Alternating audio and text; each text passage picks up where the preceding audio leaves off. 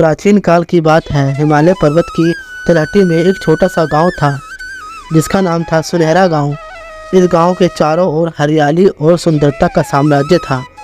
वहां के लोग अपने सरल और सादा जीवन में खुश थे, लेकिन एक ही समस्या थी जो उनके जीवन को कभी कभी अस्त व्यस्त कर देती थी। वह समस्या थी एक राक्षसी। इस राक्षसी का नाम था सुंदरी। उसका नाम भले ही सुंदरी था, लेकिन वह बहुत ही भयानक और डरावनी दिखती थी। उसकी बड़ी बड़ी लाल आंखें, लंबे लंबे बाल और भयंकर दांत देखकर कोई भी डर जाए। सुंदरी की एक खासियत थी कि वह केवल रात में ही गांव में आती थी और गांव वालों को डराती थी। गांव वाले उसकी वजह से बहुत परेशान थे। उन्होंने कई बार राजा के पास जाकर मदद मांगी, लेकिन कोई भी योद्धा या सैनिक सुंदरी को परास्त नहीं कर पाया। सभी लोग उसकी भयानक शक्ति से डरते थे। गांव में एक जवान लड़का था जिसका नाम अर्जुन था। अर्जुन बहुत बहादुर और चतुर था।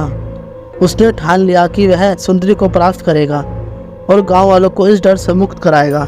एक रात अर्जुन ने अपने दोस्तों के साथ मिलकर एक योजना बनाई।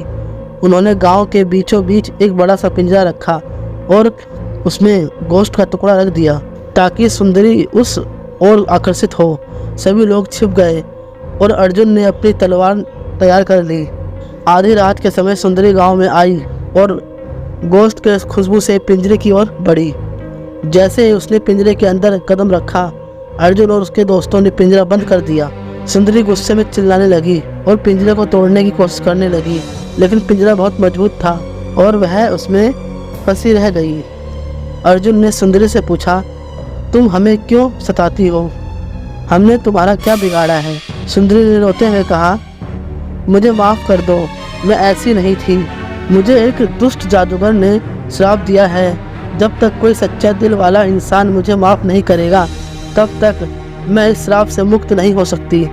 अर्जुन ने सुंदरी की बात सुनी और उसका दिल पिघल गया। उसने सुंदरी को माफ़ कर दिया और कहा, मैं तुम्हें माफ़ करता हूँ, अब तुम आज़ाद हो। जैसे ही अर्जुन ने यह कहा, सुंदरी का रूप बदल गया।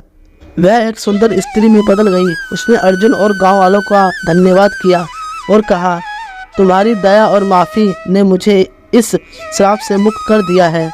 अब मैं हमेशा के लिए तुम्हारे गांव की रक्षा करूंगी।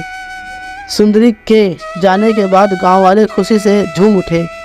उन्होंने अर्जुन की बहादुरी की तारीफ की और उसे गांव का नेता बना दिया। अब सुंदरी उस गांव की रक्षा करती थी और वहां के लोग बिना किसी डर के अपने जीवन का आनंद लेते थे। इस तरह अर्जुन की बहादुरी और दया ने सुनहरे गांव को एक नई जिंदगी दी और सभी लोग सुख और शांति से रहने लगे। यह कहानी दर्शाती है कि दया और माफ़ी में कितनी शक्ति होती है। सबसे भयंकर दुश्मन भी दया और माफ़ी से बदल सकते हैं।